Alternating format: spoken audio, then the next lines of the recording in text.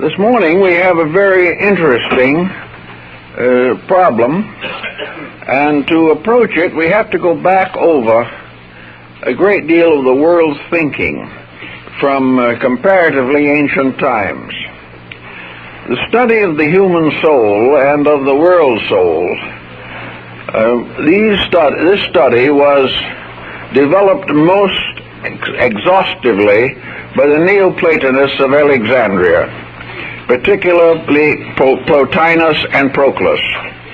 These two great scholars, mystics and contemplators, deriving their inspirations from Plato and Pythagoras, evolved a concept of personal relationship between man and the universe that had not previously been emphasized.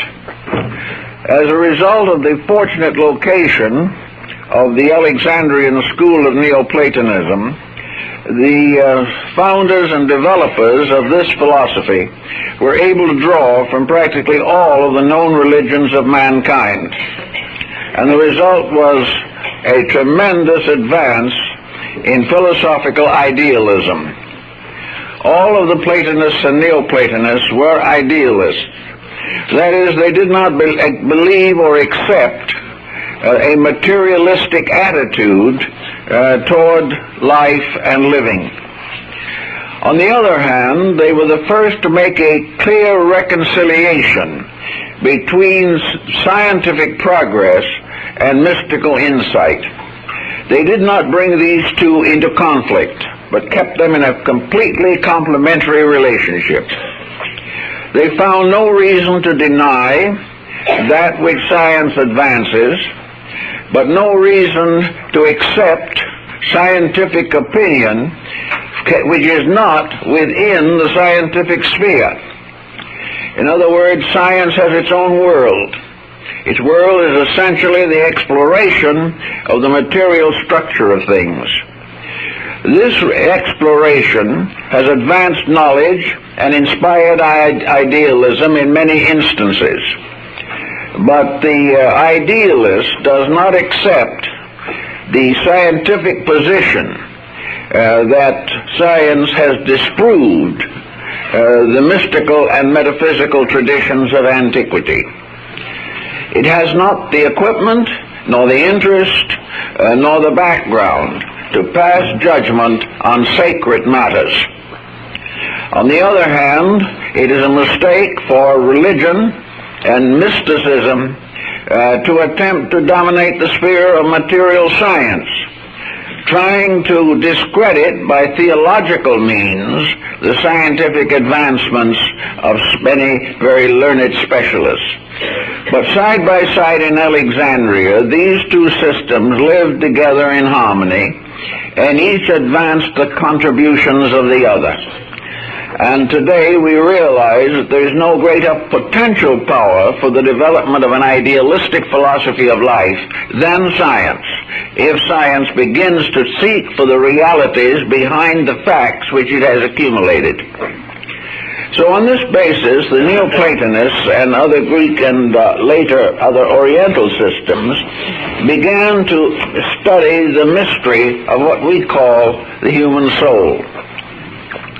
It was obvious to the wise of all ages that man was not merely a body. It was also inconceivable to thoughtful persons that the creating process should produce a form of life such as humanity and lock that form into a mortal existence of 3 or 4 score years, and then dissipate all that the individual has learned during that period of time. There would be no development for the individual under the materialistic concept of life.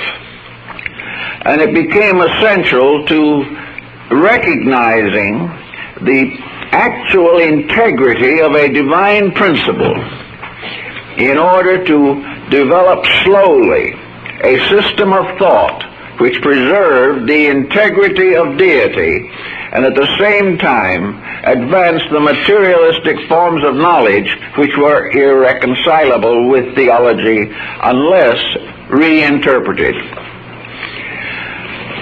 The human soul has been variously defined. Many different sects and creeds have their own approach to this simple but very interesting subject. The general theory is that the soul is a link between the body of man and the divine constitution in which he partakes. Therefore, the Trinity of the ancients was spirit, soul, and body, with spirit as the source of all life, body as a reservoir or container of forms, and these linked together by an energy or a principle which was called the soul.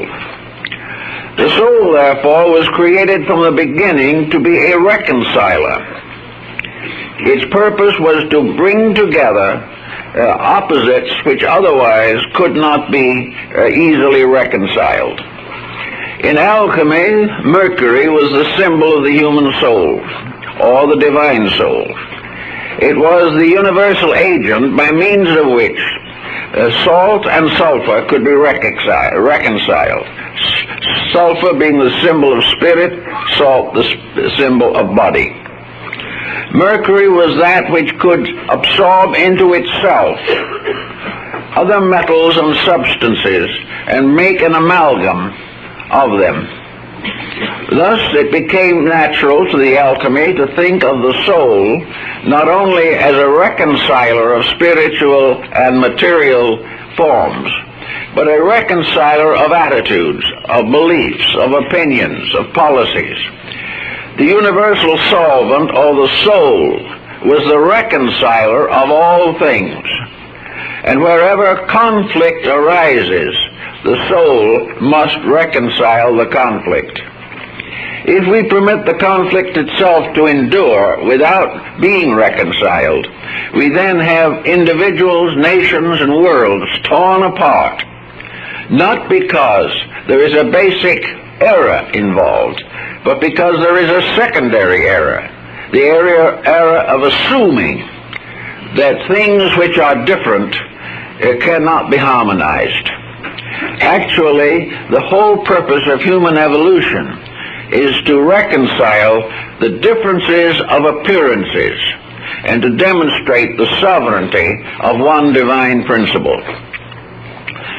Actually, we understand from Neoplatonism that as a spirit inhabits all things, bestowing upon them the life of existence, that this spirit, which is the universal fire, flame, or power, without which there can be no motion, no emotion, no conscious growth, no means of unfoldment, because actually all things are the growth within the substance of spirit, and all growth is a means toward the final purposes of the divine spirit.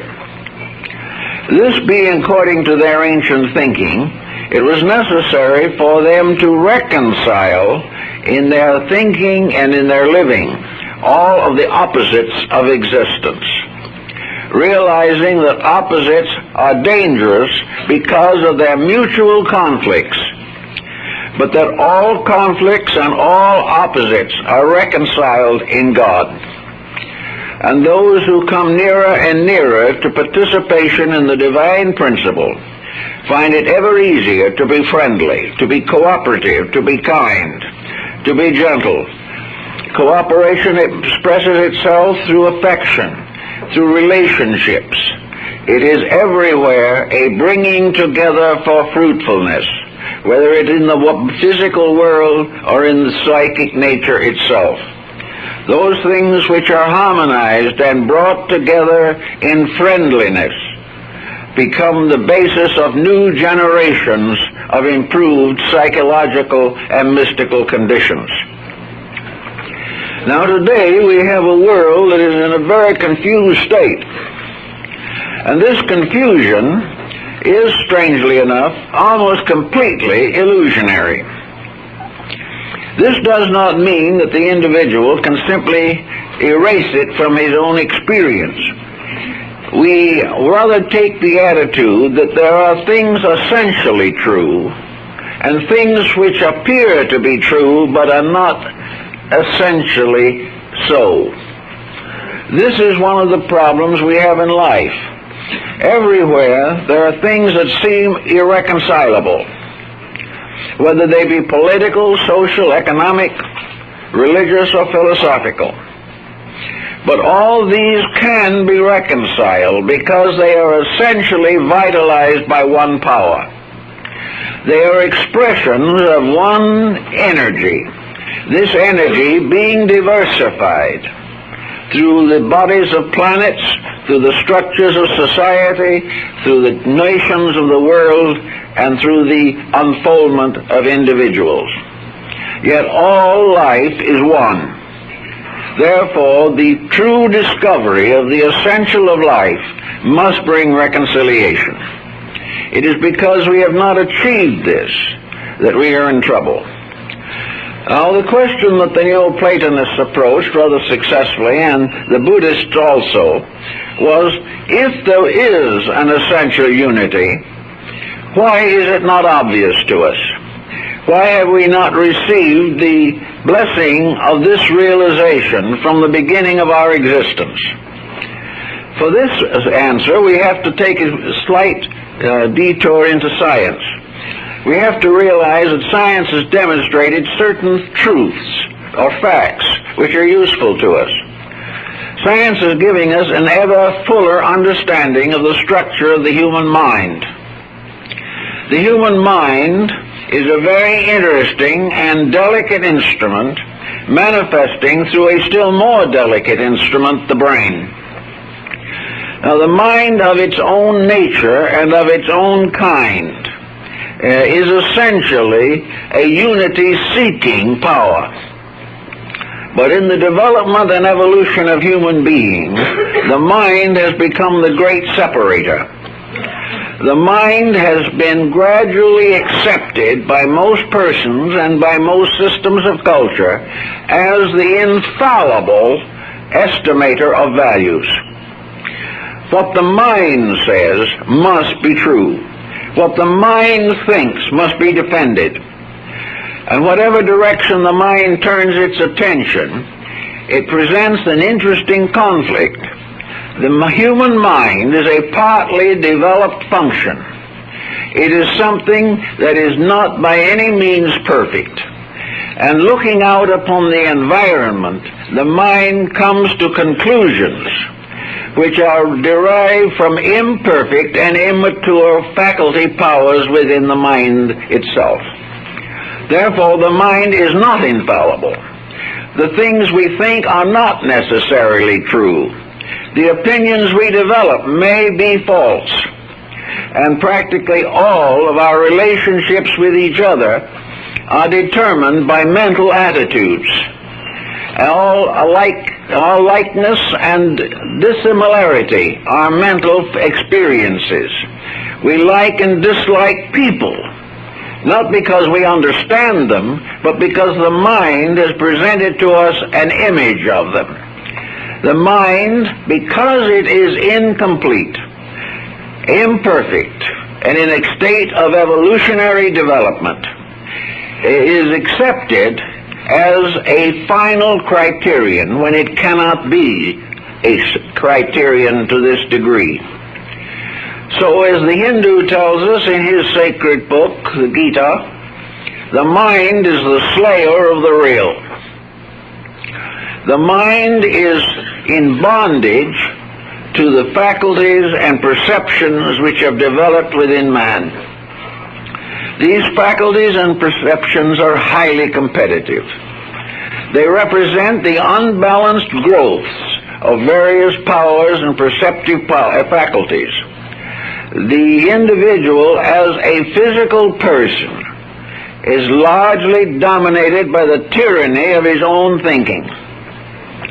He is dominated by his own conclusions about things he does not understand. He is the subject and victim of hypotheses. He is constantly frustrated by logic, which is estimated as probably the great doctrine of fallacies. And logic itself is the greatest of its own fallacies. The person, consequently, looking out upon life does not see life as it is. He sees it in terms of his own feelings. If life has hurt him, life looks bad. If life has gratified him, it is better. If those around him agree with him, they are wise. If they disagree with him, they are stupid. And he has carried this into everything, even broken up groups of solid substances in this kind of pattern. The physician, with the medical training, has his own set of faculties conditioned by his own training.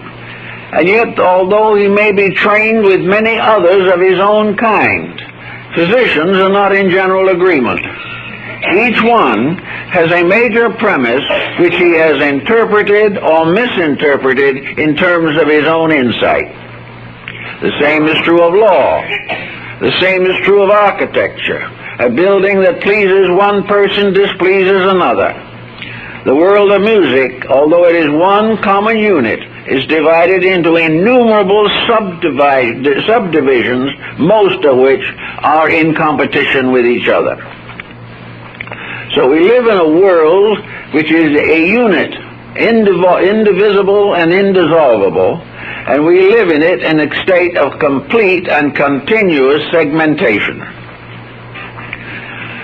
As long as we follow this rule, we have to depend largely upon the mind. And the mind itself, in our particular case today, is getting very weary.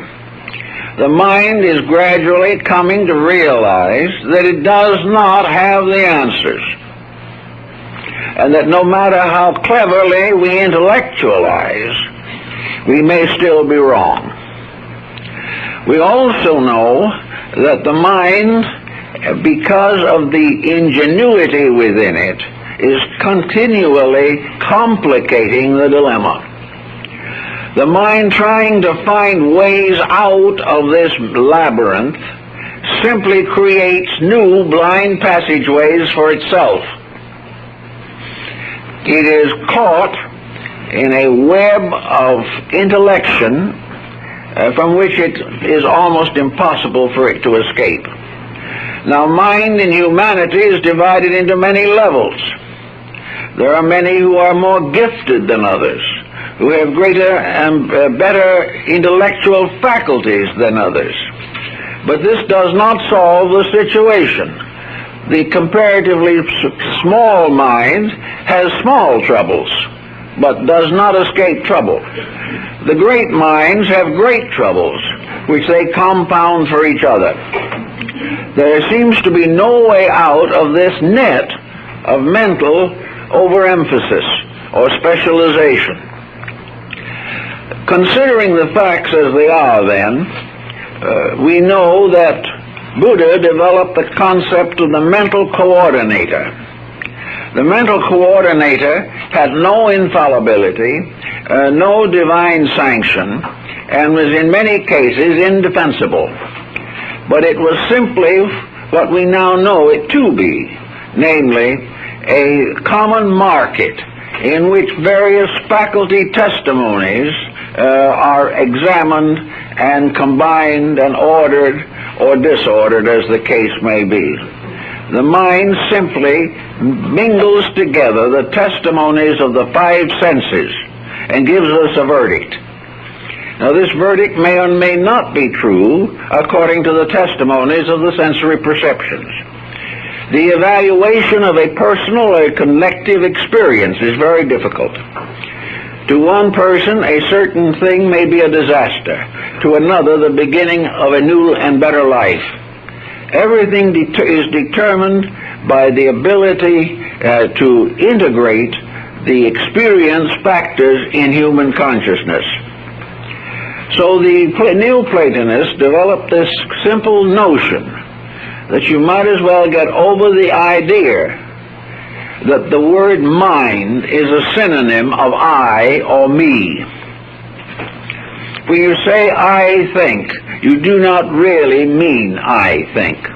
You mean I have given the power of thought to the mind. The mind is thinking, not me. I am behind the mind somewhere, usually lost in the bushes. When we say I think, therefore, it is a mistake.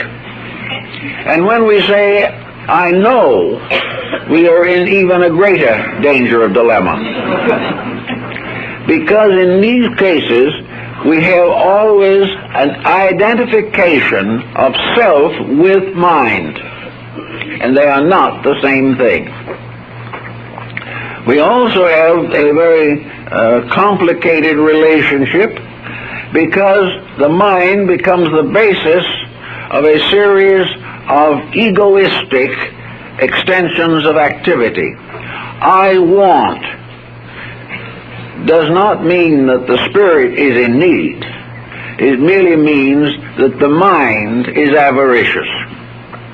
When we say, I hope, there is a great question as to the consistency of the hope, but we still refer to it always in the terms of I. So we assume that within ourselves is an absolutely correct process. There is an infallible center, and we call it I, but really it is the mind. And there is really nothing infallible about the intellect. The intellect is an instrument which, properly used, can give us great help and consolation, but misused can bring us constantly into greater difficulties and dangers. So the Neoplatonists attempted to transfer the center of personal allegiance from the mind to the soul. The soul being the part of man which corresponds to the soul in the nature of the divine. The soul is always a savior, a sota. The soul is the beloved Son of the Spirit.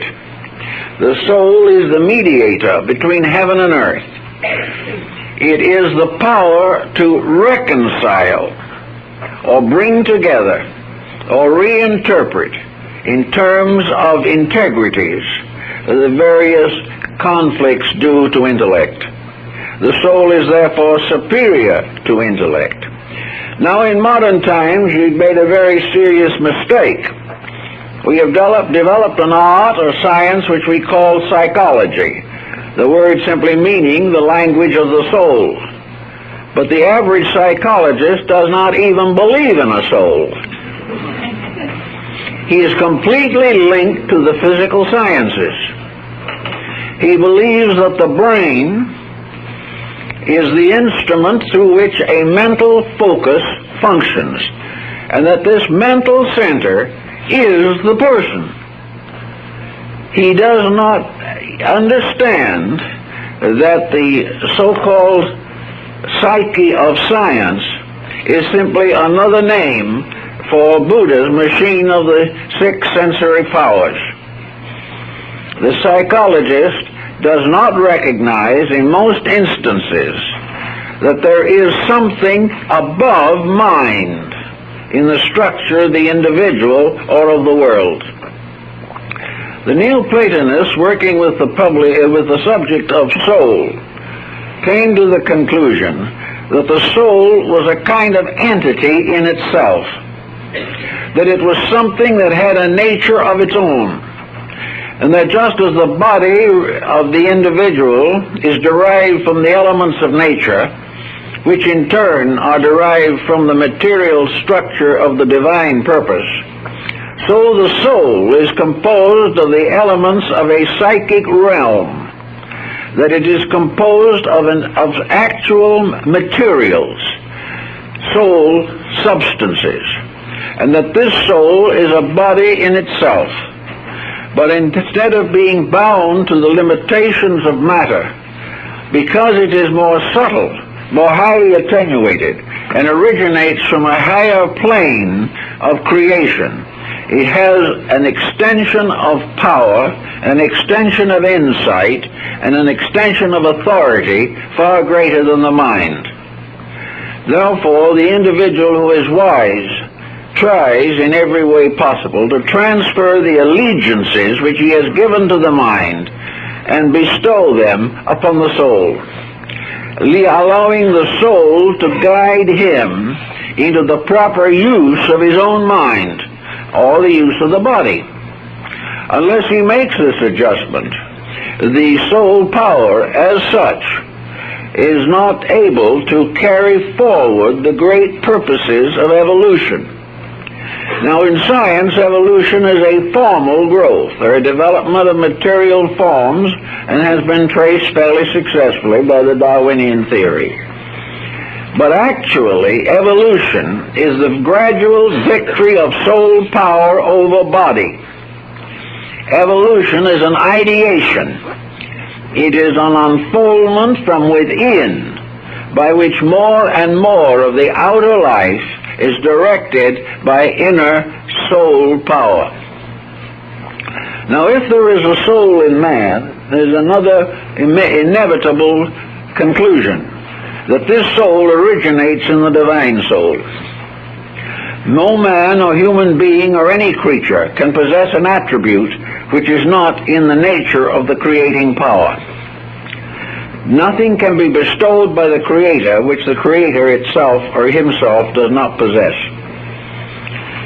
As the soul function is more and more obvious and has been pretty carefully studied, it becomes obvious that the human soul is descended from and derived from the soul of deity, and that therefore it possesses a considerably greater range of realizations than are found in the mind or in the psychological organism of modern science.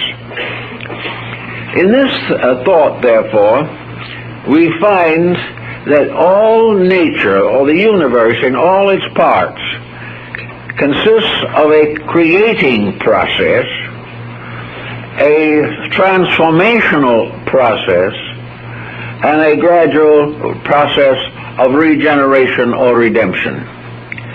Things are created, they are sustained, and they are gradually transformed. And in the terms of the psychic nature, the transformation is a growth, an extension of the individual. And all evolution is the release of soul from mind and body. And the more of the soul power that is manifested, the nobler the person will be. The more genuine their integrities will be. And they will begin to release more and more of those primary virtues which we attribute to deity, but the seeds of which are also in ourselves. Now here we are in a prime muddle at the present time as far as world conditions are concerned. It is obvious that science can't solve the mystery. The scientist can complicate life and in many senses and ways can facilitate the physical security of the individual. He can do many things to help him to be more comfortable, more secure in his way of life. And it looked for a long time as though science was the saving power of the universe.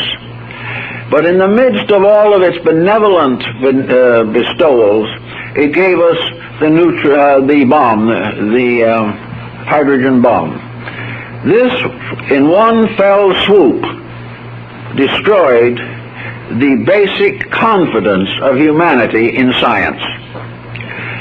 Realizing that something was wrong, little people asked questions. And one of the most common and simple questions is, if the scientist is truly a superior person, why does he not have the insight and wisdom to protect people from his own inventions? If he is truly enlightened, how can he bestow a death-dealing device, the worst known since the beginning of time, upon a comparatively unequipped humanity. So in a very short time, something happened, and people began to ask little questions. One of the questions was, couldn't the scientist, with all his brilliance and all his inventions and all his machinery, foresee what he was doing? Could he not realize that if he continued in the present course, that he would ultimately come upon these deadly devices? The scientists really had no good answer for this, any more than we can answer why it is that the automobile industry is in great difficulty, because it continued for years to make large and difficult cars in the presence of a dwindling fuel supply. Could not these brilliant industrialists realize the facts long before they began to blame other nations for importing small cars? Why didn't they make them themselves? Some strange blind spot. And this blind spot is really the dramatic symbol of exactly what the mind is. One great big blind spot. Surrounded by a radiant fringe of desires and ambitions. This is what we had. So having lost faith, somewhat at least, and more every day, in the omnipotence of science, it became reasonable to realize that there was something lacking in the constitution of man, that in some mysterious way he had been led astray, that it was not the result of eating an apple that gave us this major pandemonium. The real cause of it was the constant compromise of principle for profit. Everywhere, at all times, man would do what the Goethe tells in Faust. He would sell his soul for temporal gain. Now, the soul that he sold, of course, really wasn't for sale. It was something locked within himself. He could not barter it, but he could create a structure of attitudes which would not permit it to develop. He could isolate it and imprison it. And this is very largely what he has done. He has not been able or willing to give it an opportunity to reveal itself. Now, how do we make soul reveal itself? Well, the first thing we have to do is believe in it. And if we doubt that there is such a thing, then we can look back through the great codes of the world, the great codes of morality and ethics, and discover that they are not based upon science. They are not really based upon philosophy, although they may have many philosophical elements. These codes are all based upon a deep human sense of value. These codes are based upon a spiritual approach to existence. They take spiritual power, transmute it into a kind of higher mysticism, and by this they are able to judge the values of material things. So we have evidence of soul everywhere. We have it in the mother's love for a child. We have it in the love of man and woman. We have it in the love of nation, or country, or race, love of art, love of music, appreciation for beauty. Plotinus, in his great essay on the beautiful, tells us that we call a thing beautiful because it is appealing and pleasing to a beauty in ourselves. If the beauty was not in us, we would never see it anywhere else. In the same way with architecture. Many buildings are built by persons who obviously have no concept of beauty and are perfectly willing to compromise beauty for economy, cost less, or for efficiency, which may or may not cost less. But the point is that the true architect fulfills a beauty within himself. The true author writes a beauty from within his own heart and mind. But if the mind runs the heart and the mind runs the soul, he's going to write for profit, because he is not going to be aware, and he is going to place immediate advantage to himself above the common good of humanity. We have this completely through the television industry, through practically all of the entertainment field, and in most forms of business. Business is all pointed to profit by appealing to that part of man which is not soul, and allowing the soul factor to die of starvation. It won't die, but it's slow in coming around, and it will only be when man is weary of his mistakes that he is really going to get hold of his own resources. There is so much more in the human being than has ever come out of him that there is great cause for ultimate optimism that the thing will work out in the end. Now, in looking around us in life, we become aware that the confusion of the individual is based upon a collective confusion, or that one way or another the two are related. Some would probably say with considerable integrity that the world confusion is primarily the result of the confusion in the human being. But whichever way we care to view it, the fact remains that we are in one of the most troubled periods in the history of our civilization. A troubled period in which we are desperately seeking some kind of a solution. We have reached a point in mental isolation in which it is almost impossible to convert an individual to anything he does not want to believe. He cannot be converted, he cannot be legislated. If government tries to impose virtue upon the individual, there will be revolution. If the individual attempts to impose virtue upon government, he becomes himself in grave danger. The whole situation is locked on a level, and the level is simply too low to provide survival. It has to be changed. How are we going to accomplish this change? Nature probably will have to do it. What we try to do ourselves is now too mixed up with our own mistakes. We bring young people into the world, we misinform them, miseducate them, dedicate them to goals which are not real, and then as a kind of penance fee at the end we give them a pension. But the entire structure is wrong. The purpose of education from educo is to draw forth from the person that which is within himself, that is his soul power.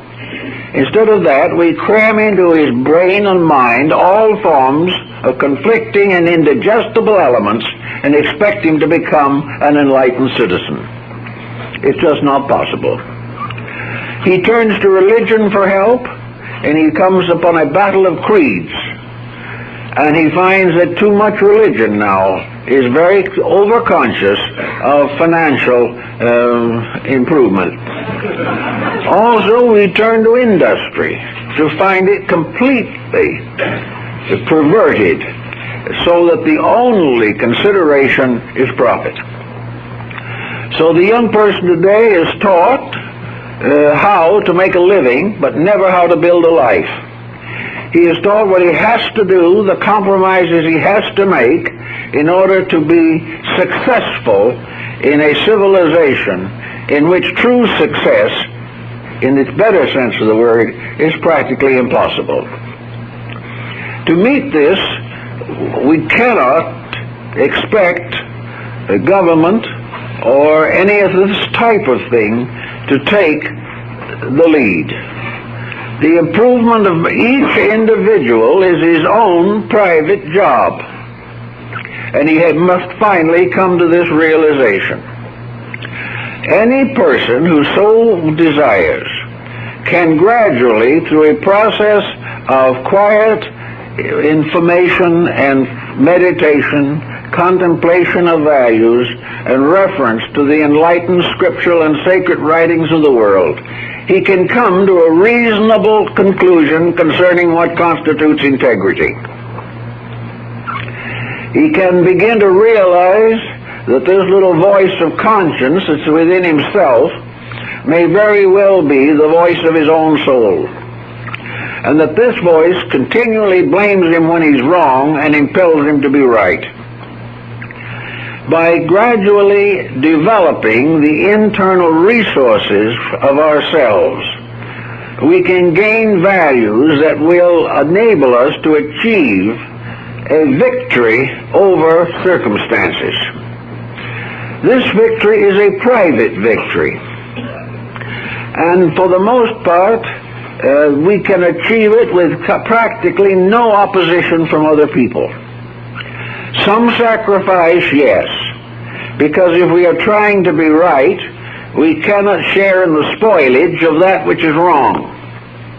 But for the most part, we can quietly adapt our own hearts and minds to the realities of life.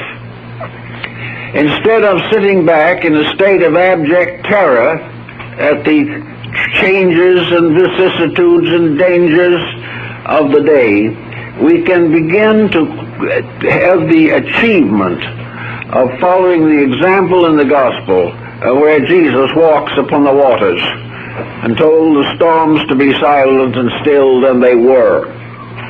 The individual can learn to live in this world constructively and creatively and morally if he so desires. And it is only through the gradual development of these qualities and characteristics that he can ultimately become a self-protecting, self-leading being.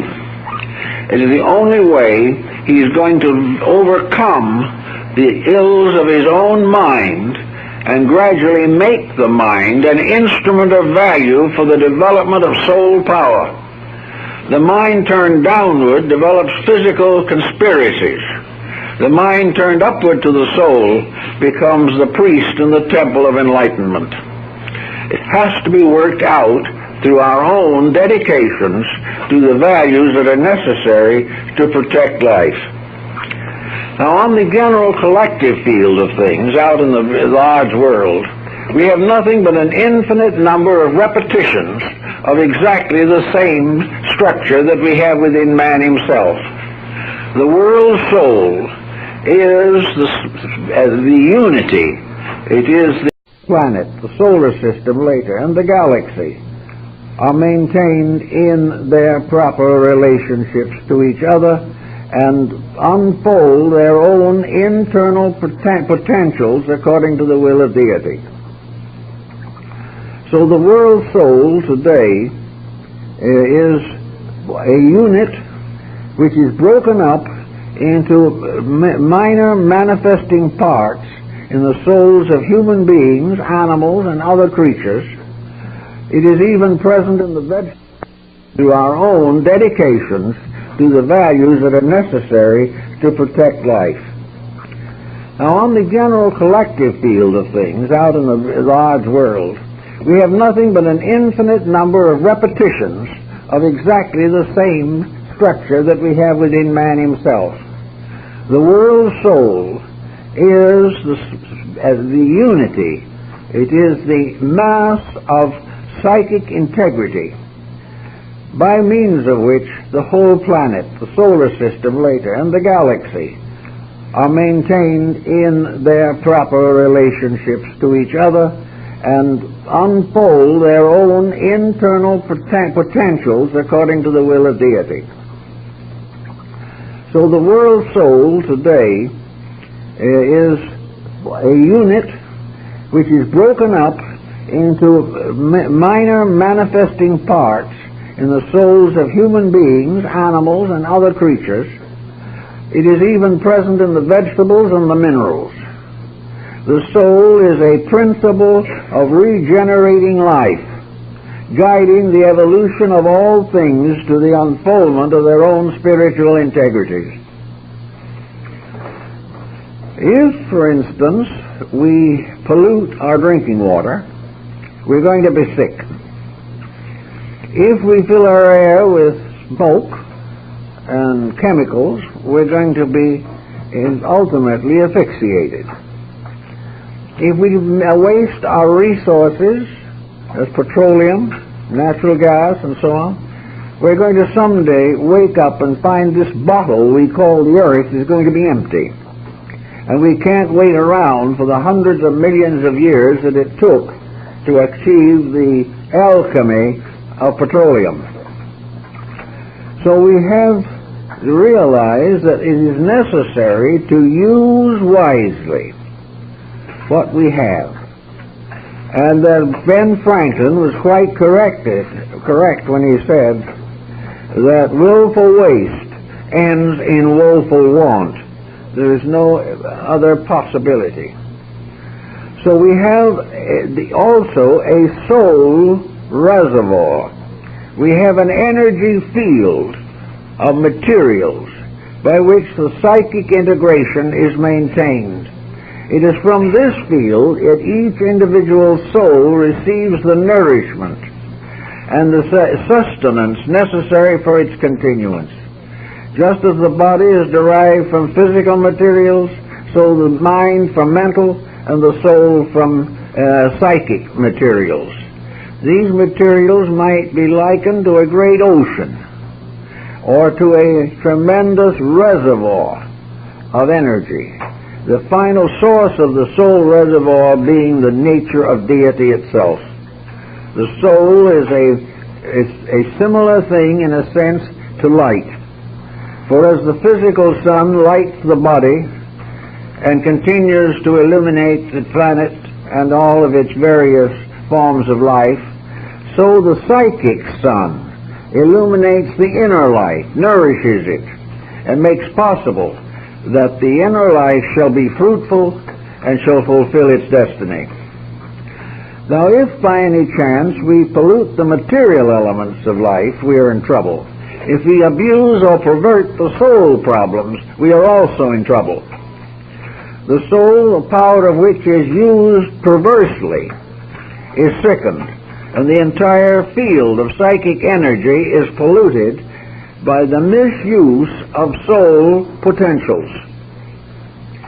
If the soul wishes peace and man continues to war, he is corrupting the psychic sources of his own idealistic growth. This corruption affects not only the present life in which he is embodied, but affects the internal composition of his nature, which he must carry with him beyond the grave.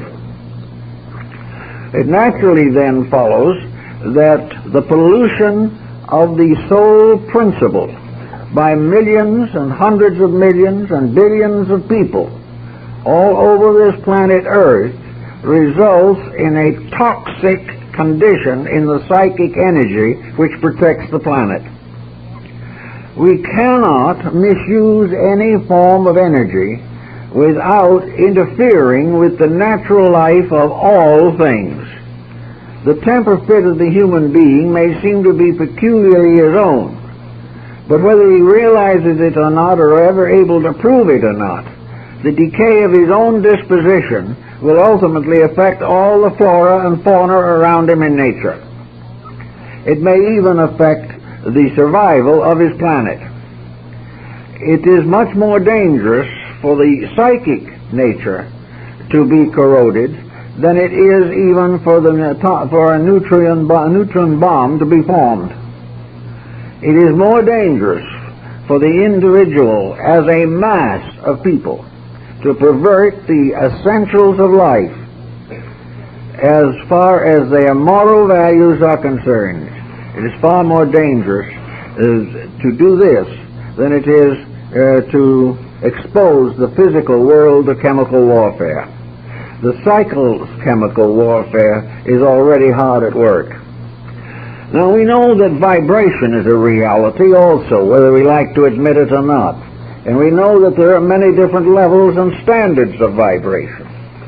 We know there are harmonious vibrations and inharmonious vibrations. We know that there are conditions arising around us all the time in which our own vibratory attitudes become important. Psychometry has shown us that the individual leaves a vibratory pattern in a room whenever he passes through it, that this vibration also can affect things around him. It is noted that certain persons coming into a room will kill flowers almost instantly. Others, the flowers will live longer. But vibration is very important, and all vibrations can be divided into two essential types, constructive and destructive. A constructive vibration is one in which soul power dominates.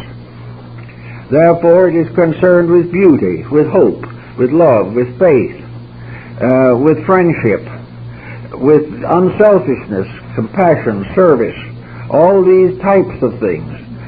The lack of self-centeredness is one of the important factors in good vibratory relationships. The individual who is over-personal is always competitive, and his vibrations begin to go down to a lower level. On the other side, the negative vibrations of fear, anxiety, jealousy, conflict, the perpetuation of grudges and evils, intense competition, and all of the false emotional relationships between living things, largely due to ignorance or mental condemnation, all these types of vibrations are killers. They destroy that which is good. They make it increasingly difficult for nature to preserve and maintain the purity of the psychic field in which we live. Today, as we read the newspaper or watch television programs, we realize that we are in a world in which there is much conflict, much negative thinking, much self-centeredness, and even a corrupting factor. I think it would be better for all humanity if all international news was given by radio rather than television, on the grounds that the visualization added to the words creates an overemphasis and permits a great deal of misrepresentation. We do not need to be constantly flooded with bad news. Now, when people will say, well, if it's true, we have to hear about it. This is not entirely a valid statement, however. If we have to hear things, if we should be told that which happens, if we must hear in order to be informed, then we must have a balanced program of things to hear. We must be just as quick to emphasize a gooder circumstance as a bad one. When someone does something really worthwhile, this should also be given full coverage. If a new pattern of thought or living which is going to be helpful is being developed, we should be kept constantly informed of that. But for the most part, all the good we try to do or others try to do is ignored, and only scandal, gossip, and hatred are circulated.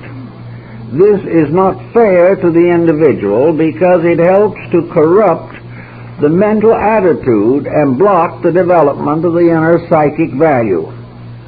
We are gradually created into a strange toxic condition, and most information as we have it today is not reliable and extremely toxic. To meet this type of a circumstance, each person has to be his own censor. We each have to do those things which we believe to be essentially right. There is no leadership that can come to us from this world that is going to be perfect.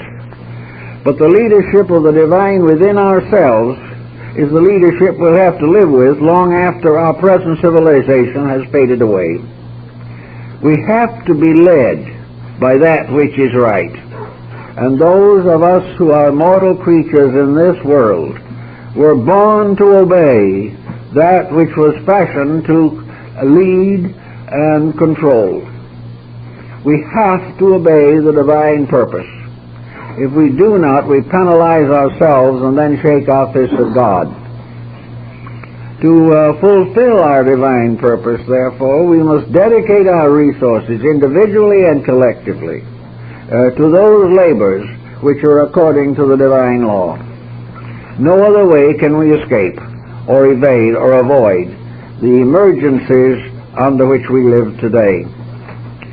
It is going to be very easy for people to explain why our leaders should be more honest, why we should have a better type of government. But it's always necessary then to pause and ask, how honest are we? And how good are the leaderships from within ourselves? Are we actually advising a condition for others which we really have no intentions of applying to our own natures? That we want to have a world that is secure, so that in that secure world we can do what we please.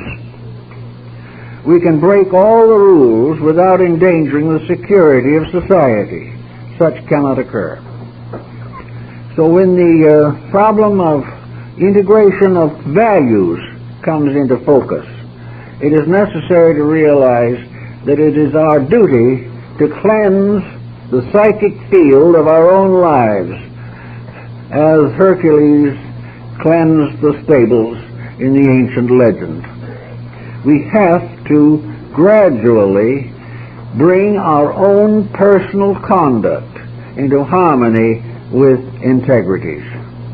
Now, it may be that in the course of time we will realize that the universal government, which governs everything from the planet to the galaxy and beyond, can be transformed into a form of management for humanity.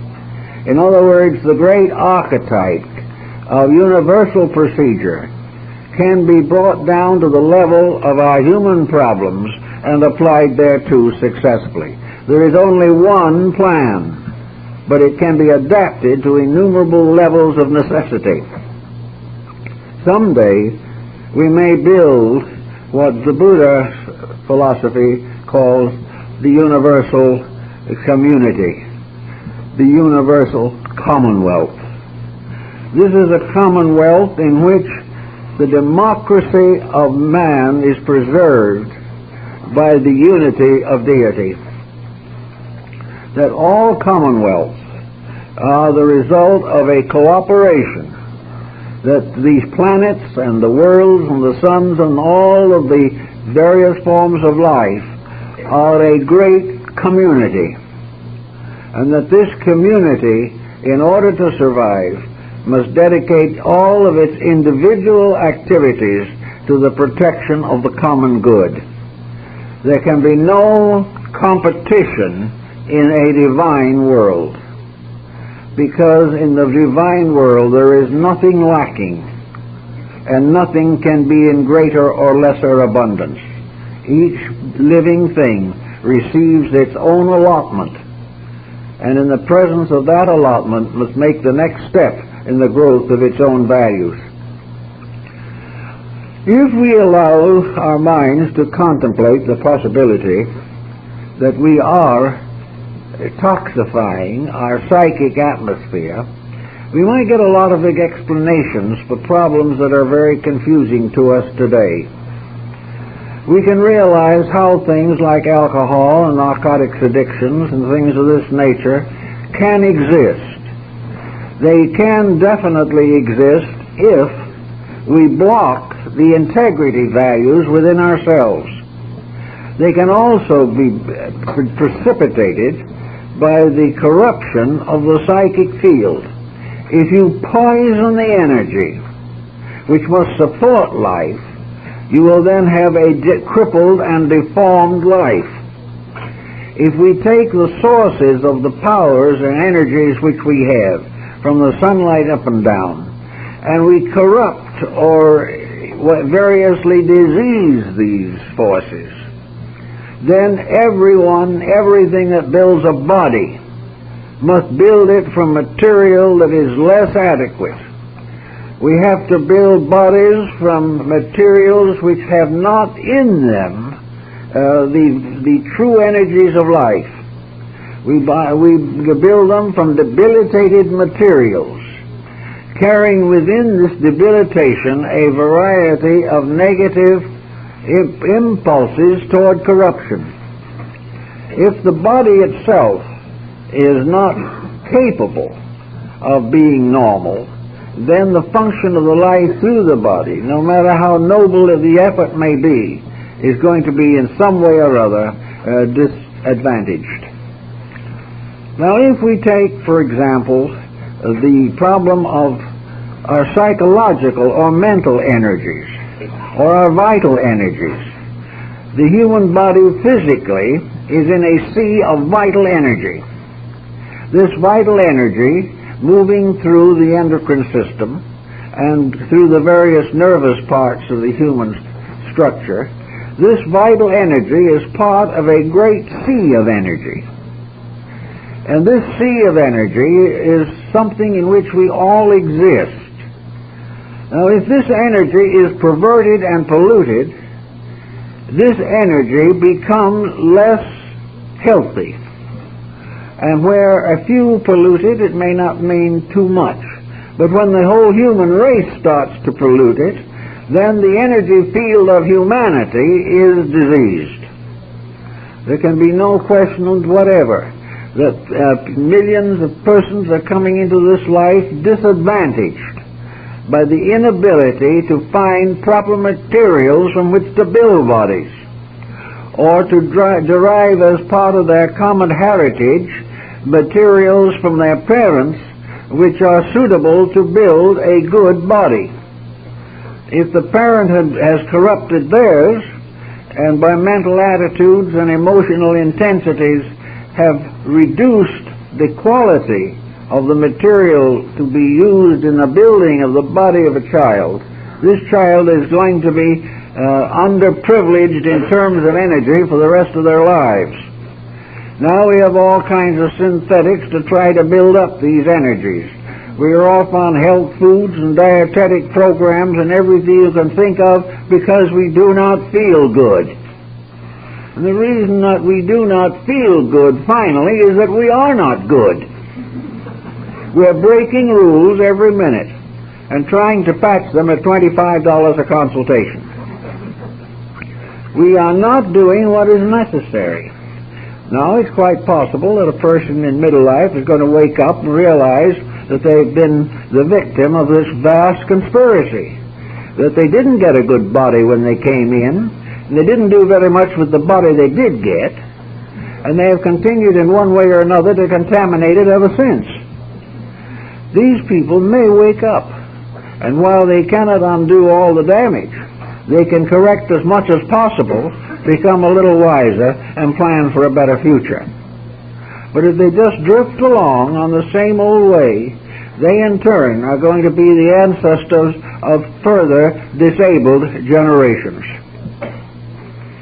If this energy field is sufficiently corrupted, it's going to affect the vital body of the earth. Now, the vital energy of the earth is most obvious in the plant kingdom, where the energy moving from within the earth to the surface and outward sustains a mass of living things that grow largely in the direction of that energy flow. The vital body of the human being is responsible for the hair, which is really a crystallization, a long rays of vital energy. If the vital energy inside fails, the hair falls out. If the vital energy in the planet fails, the plant life is disturbed. If the plant life is disturbed, we're going to have poorer harvests. We're going to have less nutrition in the food that we eat. And the vital body of the earth, more or less diseased by the vital body of the things living on it, is going to gradually become corrupted and infirm. And the necessity for cleansing this situation is very important. But to simply pour a little new fertilizer on the acreage is not the answer. The answer is that this vital resource must be protected by the individuals who are themselves living off that same vitality in their invisible causal natures. The person who is constantly wasting energy is not only wasting his own, he is wasting that necessary for the tomato down the street. We are depleting the whole field. Now when we start depleting things, sickness sets in. When we start depleting or mistreating the human body, sickness sets in. And a very large part of sickness in the human body is a result of the blockage of the natural flows of energy. The individual whose energy fields are disturbed is sick. When the energy field of the earth is disturbed, it's sick. And when the individual gets sick, he gets irritable. He gets difficult. He may also get actually very temperamental. Or he may ultimately fall in a fit, or have paralysis or coronary. Now the earth has its equivalents of these things. If we keep on disturbing the energy fields of the earth long enough, we're going to have a new wave, a rash of great storms, hurricanes, earthquakes, fires, floods, and every type of incident that results from the corruption of the basic energies which sustain life. We cannot waste these energies. We cannot continue to pour smog into the air without ultimately bringing danger to every living thing. When we have a criminal that we don't know what to do with and we can't really arrest him, we simply put him into another state next door and let another state take care of him. This goes on until he either passes on or commits something for which we can punish him. If we don't like somebody, we try to have them move away. But these problems that we face today will not move away because there's no place else to go. The earth's problems have to be solved here. And to solve these problems, we have to make the right use of every resource. With right use, right control, right attitudes, our resources can be extended over a great period of time. And we will also discover that we develop within ourselves new sources of energy. The great uncatalogued or unclassified source of energy for man is man. The human being is the only great source of energy that can replenish itself. Only living things can replenish.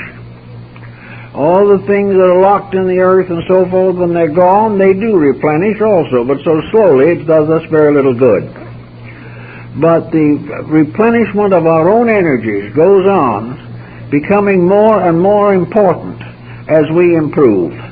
If we can assume for a moment that the human being fulfilled the pattern for which he was intended, it is quite safe to say that through conservation, care, integrity, lack of selfishness, that the natural physical energies upon which we depend for existence today, and which are causing us no end of worry and anxiety, that those sources will last until the natural improvement of man reveals and makes available to him energy sources which he knows nothing about at the present time. He can outgrow his need for this material energy and depend more and more upon the psychic fields around him. He can be nourished until he outgrows the need of it.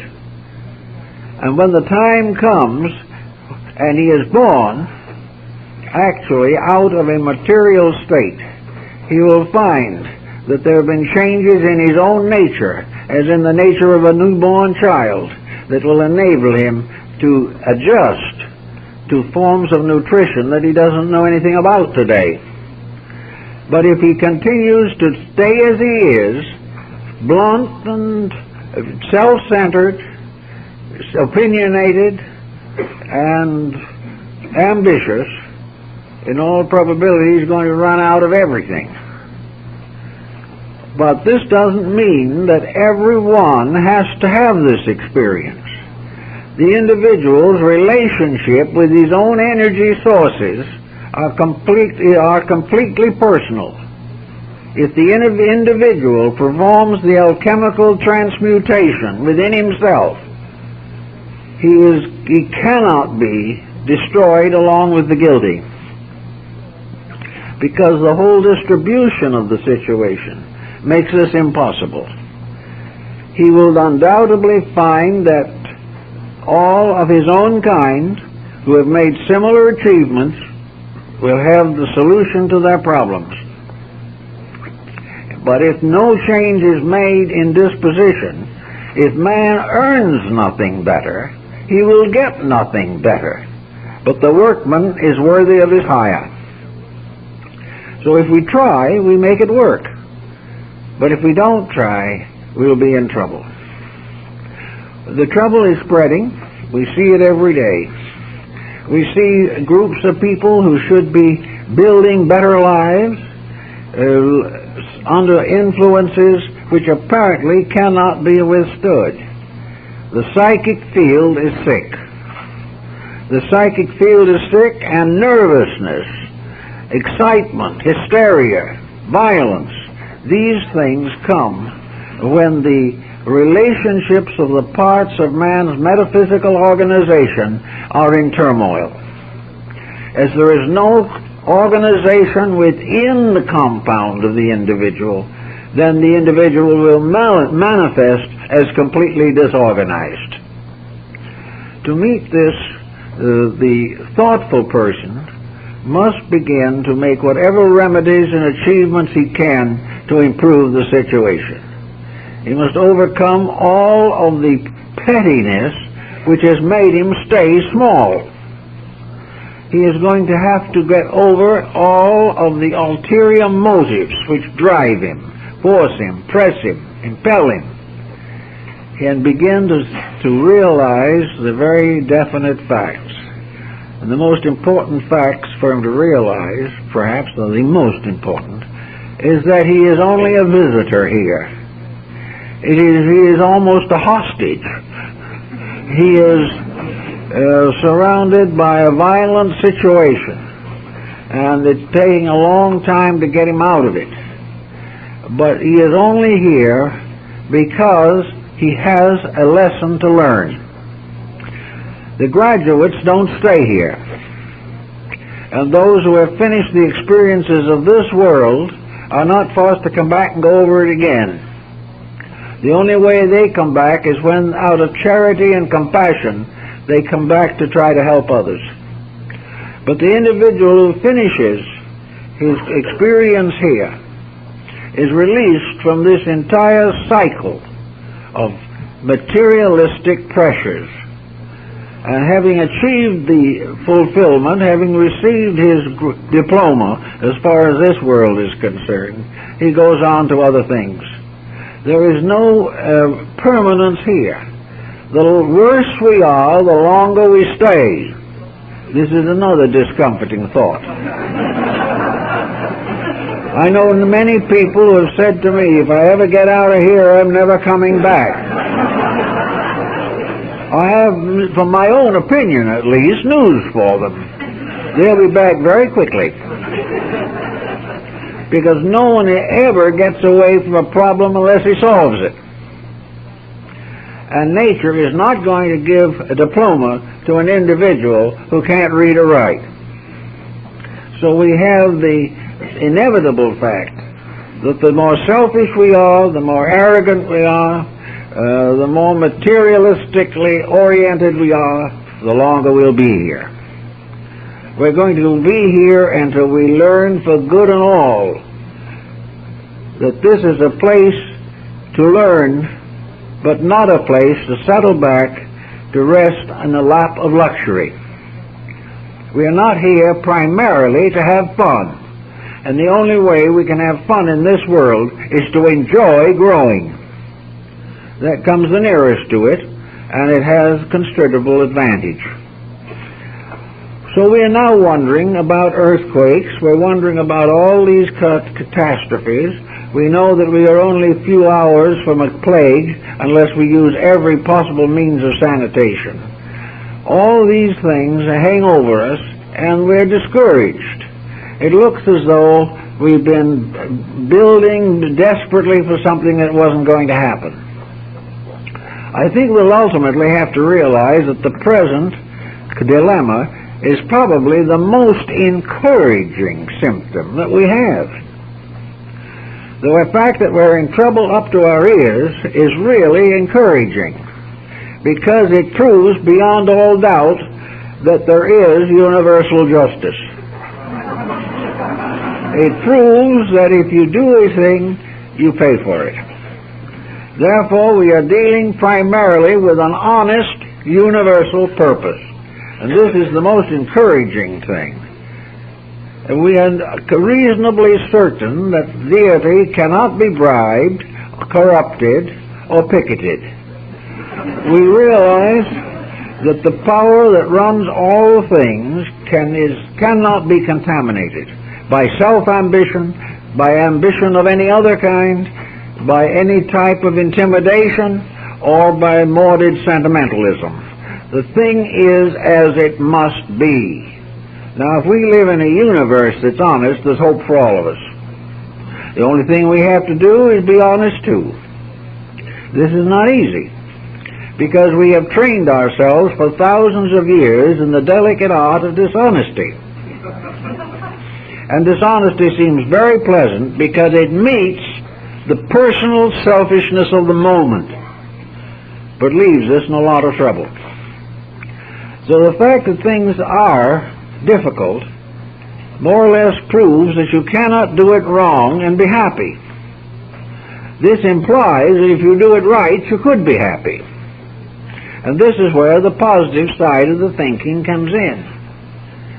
Our real job at the moment is to realize why we are here and not to wring our hands.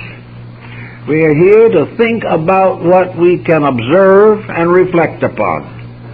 We are able at this moment to study a vast textbook made up of the records of all human beings and other creatures on the earth at the present time, their problems and their relationships, and how these have descended to them from past ages. All this information is now available. While we were doing all right, we wouldn't even open the book. But now it is possible for us to realize that this information is worthwhile, that we can use it, and that if we do really settle down to the problem, and we take the universal archetype as correct, we can say to ourselves, I can do as I please. I can break the law and suffer, or I can keep the law and achieve security. And it's just that inevitable. And as days go by and everything here gets a little worse and a little worse and a little worse, the inevitables are going to begin to show more clearly. We are going to realize that some people are born virtuous, some achieve virtue, but the majority have to have it thrust upon them. And we are in the glorious state of having it thrust upon us at the present moment. And nothing could be better for us. And nothing makes us more miserable. We don't want it. We want to be spoiled. We want to live by a spoiled system. We want to have anything we can see that is expensive. We expect to be supported, we expect to be inspired, and we expect to be forgiven any mistakes that we do make. If this world was really a little ball floating in space without management, some of these things might have a vestige of truth in them. But as part of a great plan of life going somewhere, and part of a larger pattern which must always rule, and descended from the divine mind which must always know, this particular situation is really part of a well-organized, perfectly honest, and therefore utterly desirable educational system. We are going to have to learn to keep the rules. And we have made little rules of our own, which we have made much easier because We made these rules to match our fancy. We have made rules that, by keeping them, and that enables us to make all our mistakes. But we must revise these rules and bring them back again to the divine order of things, and realize that the rules that men make can be broken. But the rules of the universe, if they are broken, break men. There is no way out of this. And yet it is not dismal, it's not fatalistic, it's not horrible, it's not something to cause us all to fall into melancholia. It is a remarkable and wonderful process, through the acceptance and understanding of which we can come to a sense of security and value otherwise impossible. We can say to ourselves, it is a blessing to be alive now, in spite of the problems, because now is the time in which we can learn probably the most important lessons that face humanity at the present time. So with quietude of inner life, with patience, with intelligence, with compassion, with quietude, we can contemplate the values. And instead of becoming constantly irritated, upset, and disturbed, we can begin to transform what we know into our own code of conduct. We can give more and more attention to things that we should learn and should not be afraid of learning. We should not be afraid of experiences, because it is our own inner life that can take the pain and the fear out of them and help us to realize that some of the things we have previously considered as tragic were really the most important that ever happened to us. If we begin to think constructively, we will not only achieve a better tone of life, but the psychic field which must support our integrities will be reinforced, and its energies will be purified, and we will be sending back into that field a group of vibratory constructive rates that will nourish the field, because we have nourished the parts of it in ourselves. Every good thought sent out into space stands as a testimony to growth. Every poor thought falls as a testimony to error and to regression. So it's very important that we try to learn lessons rather than hate things, rather than suffering constantly from bickering and competition, that we use our energies wisely and purify in every way that we can our motives, for our motives are more important than our deeds. And if our motives are wrong, even the best deed loses most of its value. And if a motive is right, even a disappointment has value that will endure. Try to clean up the relationship between your own inner soul life and your mind and body. If you can do some of this work yourself, you'll find climate will improve, there'll be less natural disasters, the harvest will be more abundant, and the policies of nations will relax. In a home where the parents argue all the time, the children are nervous wrecks. In a world that argues all the time, each of the human beings in it is a nervous wreck. And those who have suffered from this type of situation should be relieved of the pain. Let us try then to let the soul show through. Let the tremendous wisdom, compassion of the eternal influence us sufficiently so that we shall live wisely, live pleasantly, live kindly, and place the unfoldment of the God in us above the accumulation of worldly possessions. If we can get these thoughts a little straighter in our mind, we will save ourselves a lot of energy in this life and build into our consciousness something important to take with us when we leave here, and to bring back with us when we come. All these points are, of course, briefly outlined, but perhaps they will help in some way to clarify some of this problem. Thank you very much.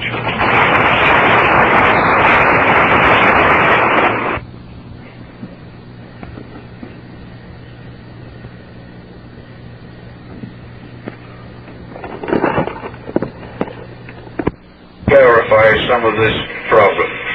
Thank you very much.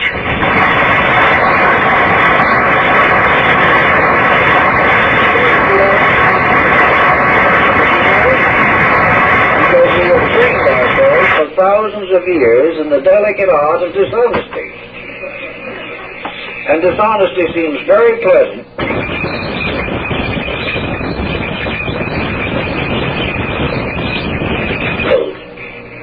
We want to live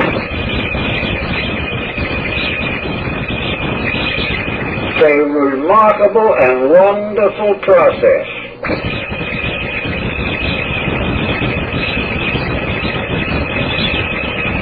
Wisely, even at the service ranks, in a world that argues all and unfoldment of course briefly outlined, but perhaps they will help in some way to clarify some of this problem. Thank you very much.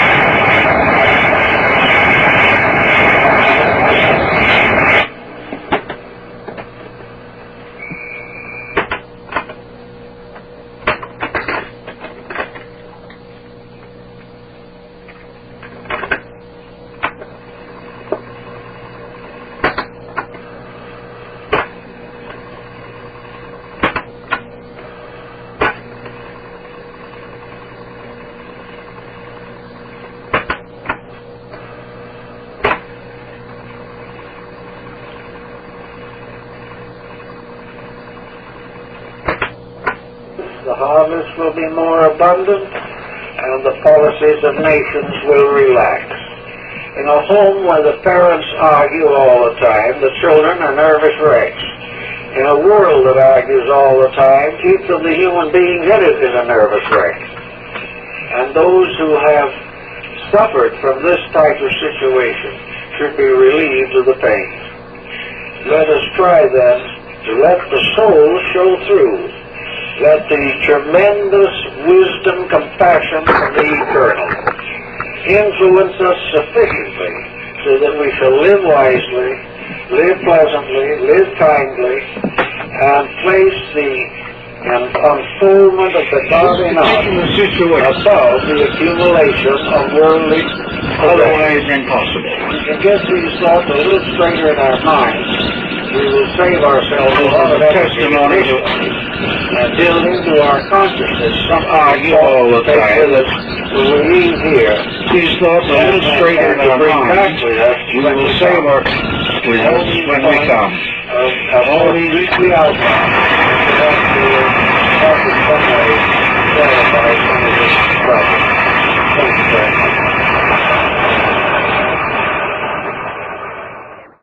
Idealistic philosophy of life than science, if science begins to seek for the realities behind the facts which it has accumulated. So on this basis, the Neoplatonists and other Greek and later other Oriental systems began to study the mystery of what we call the human soul. It was obvious to the wise of all ages that man was not merely a body. It was also inconceivable to thoughtful persons that the creating process should produce a form of life such as humanity and lock that form into a mortal existence of 3 or 4 score years, and then dissipate all that the individual has learned during that period of time. there would be no development for the individual under the materialistic concept of life.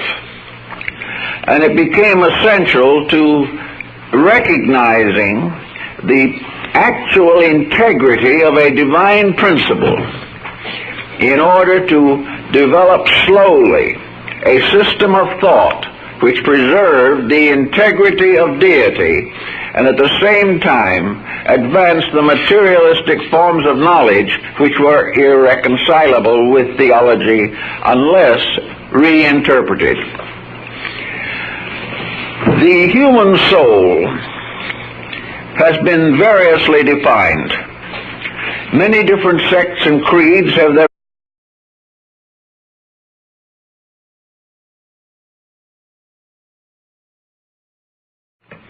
This morning we have a very interesting problem, and to approach it we have to go back over a great deal of the world's thinking from comparatively ancient times.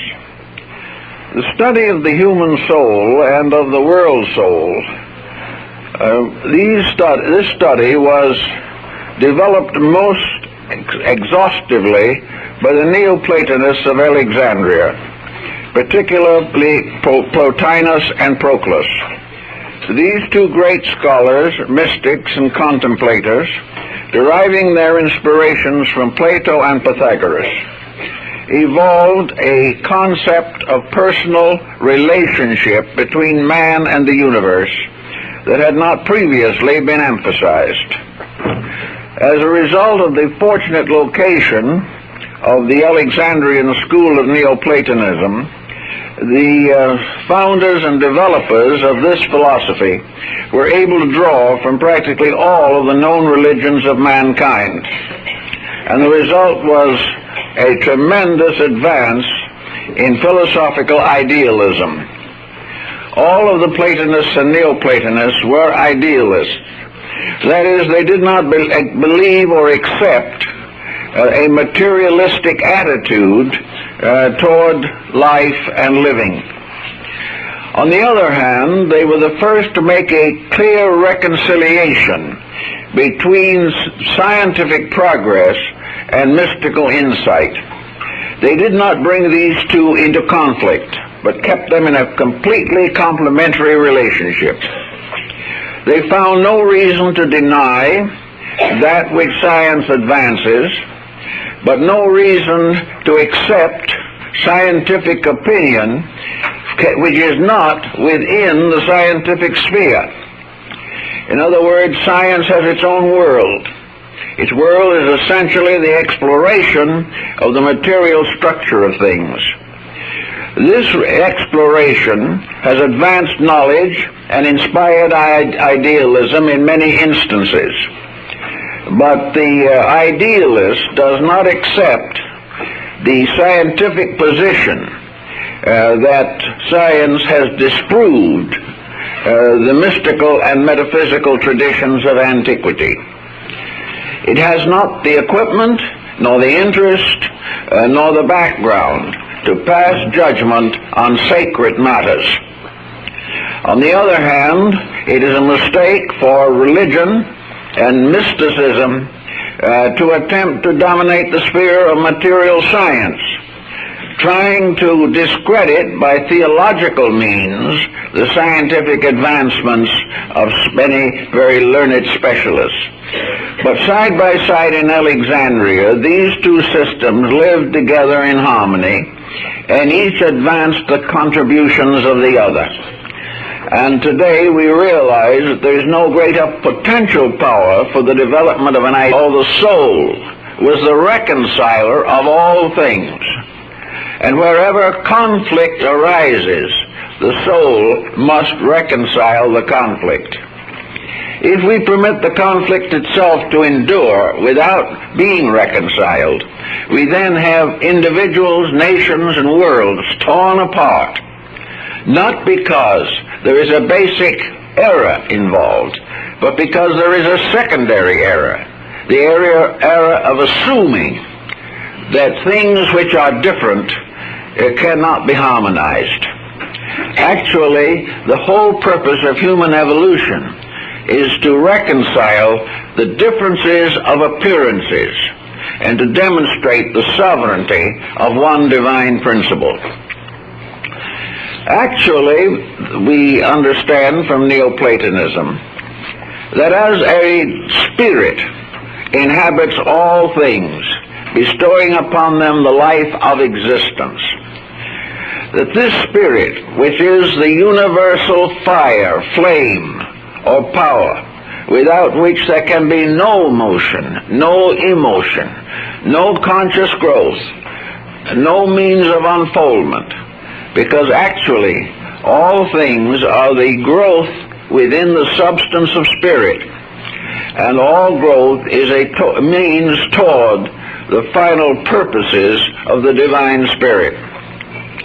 This being according to their ancient thinking, it was necessary for them to reconcile in their thinking and in their living their own approach to this simple but very interesting subject.